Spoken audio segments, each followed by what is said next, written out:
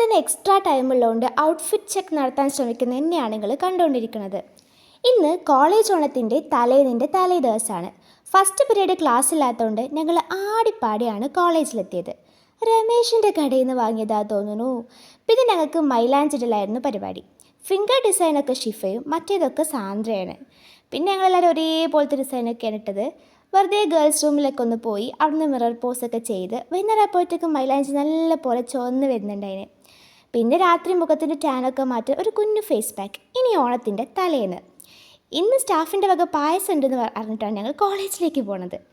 മൈലാഞ്ചിയൊക്കെ നല്ല പോലെ ചുവന്ന് വന്നിട്ടുണ്ടായിരുന്നു. വീഡിയോയിൽ കാണാത്തതുകൊണ്ടാണ്. നല്ല അടിപൊളി അരിപ്പായസം ഉണ്ടായിന്.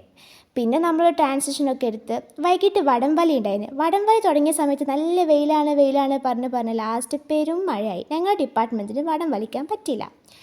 ഇനിയിപ്പോൾ നാളെ മഴൻ്റെ സ്ഥിതി എന്താ നമുക്ക് കണ്ടറിയാം.